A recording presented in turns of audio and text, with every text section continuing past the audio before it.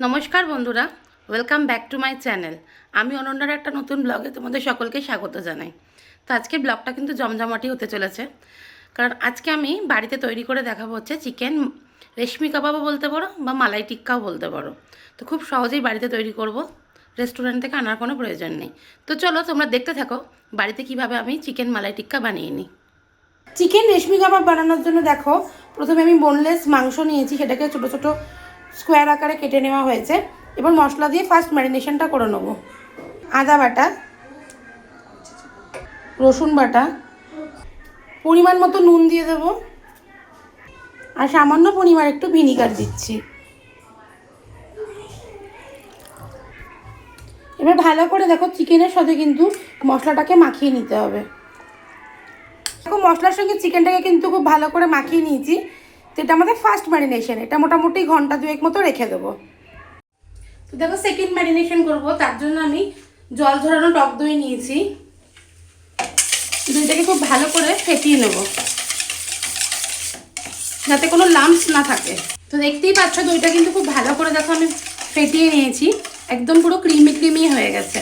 এবার এর মধ্যে দেখো বেটে রেখেছি কাজু বাদাম, তারপরে হচ্ছে তোমার বাটার, একটু ঝালের জন্য একটু কাঁচা লঙ্কা, আর এতে আমি চিজ দিয়েছি।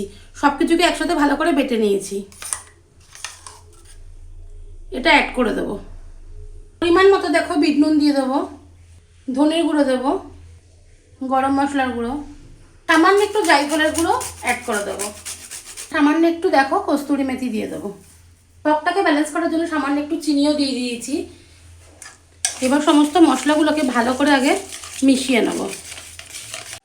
একটু নুন কম মনে হচ্ছিলো, তাই একটু অল্প একটু নুন দিলাম, আর একটু সাদা মরিচের গুঁড়ো অ্যাড করে দেবো। এবার ম্যারিনেট করা চিকেনগুলো অ্যাড করে দেবো। এবার চিকেনগুলোকে মশলার সাথে খুব ভালো করে কিন্তু মাখিয়ে নেব। চিকেনটাকে দেখো খুব ভালো করে মশলার সঙ্গে মাখিয়ে নিয়েছি। এবার ম্যারিনেট হওয়ার জন্য রেখে দেবো। হাতে যতটা সময় থাকবে সেই হিসাবে ম্যারিনেশনে রাখতে হবে। যদি হাতে টাইম বেশি থাকে তাহলে কিন্তু আমরা ওভারনাইটও রাখতে পারি। দেখো চিকেন টিক্কাগুলোকে কিন্তু আমি এরকম কাটির মধ্যে ভরে নিয়েছি, দিয়ে এবারে এয়ার ফ্রায়ারে এটাকে টিক্কাটা বানিয়ে নেব। তবে তোমরা চাইলে কিন্তু প্যানের মধ্যে বাটার বা সাদা তেল দিয়েও এটা টিক্কা হিসাবে বানিয়ে নিতে পারো। তো চলো এগুলোকে আগে তৈরি করে নিই। দেখো চিকেন মালাই টিক্কাগুলো কিন্তু আমার সম্পূর্ণ একদম রেডি হয়ে গেছে।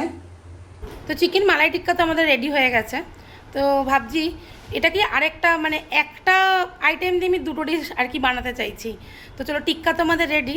তো এবার ভাবছি টিক্কার সঙ্গে একটা সিল্কি স্মুথ গ্রেভি বানাবো, যাতে ডিনারে রুটি বা পরোটার সাথে খেতে খুব ভালো লাগে। তো চলো গ্রেভিটা বানিয়ে নিই। এবার গ্রেভি করার জন্য দেখো বাটার দিয়েছি কড়াইতে, তাতে সামান্য একটু সাদা তেল দিয়ে দুটো এলাচ দিয়ে দিয়েছি, সামান্য একটু রসুন বাটা দেবো, আদা বাটা, আদা রসুনটাকে একটু ভালো করে আগে একটু কষিয়ে নেবো। ম্যারিনেট করার সময় যে কাজু বাদাম বাটা চিজ যে পেস্টটা বানিয়েছিলাম সেটা একটুখানি আমি বাচ্চি রেখেছিলাম, সেটাও অ্যাড করে দিলাম। এই গ্রেভিটাও একটু রয়ে গিয়েছিল, এটাও অ্যাড করে দিলাম। এগুলোকে দেখো খুব ভালো করে মিশিয়ে নেবো। সামান্য একটু মেয়োনিজ দিয়ে দেবো, সামান্য একটু ফেস ক্রিম দিয়ে দেবো। সব কিছুকে খুব ভালো করে দেখো মিশিয়ে নেবো। আমি এখানে দেখো নুন দিলাম না, যেহেতু বাটারে নুন আছে, মশলাতেও নুন আছে, তাই লাগলে পরে নুনটা অ্যাড করে দেবো। সামান্য একটু দেখো সাদা মরিচের গুঁড়ো অ্যাড করে দেবো। এবার সামান্য পরিমাণে একটু দুধ অ্যাড করে দেবো। তোমরা কিন্তু দুধের জায়গায় জলও দিতে পারো। দেখো দুধের মধ্যে আবার মশলাটাকে খুব ভালো করে মিশিয়ে দেবো। তো দেখো গ্রেভিটা আমাদের ফুটে গেছে।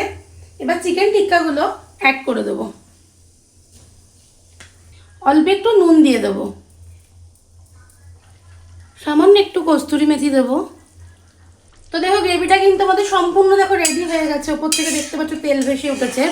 গ্রেভি আমাদের একদম দেখো স্মুথ, একদম গ্রেভি রেডি। এবার সবশেষে ওপর থেকে একটু ধনেপাতা কুচি ছড়িয়ে দেবো।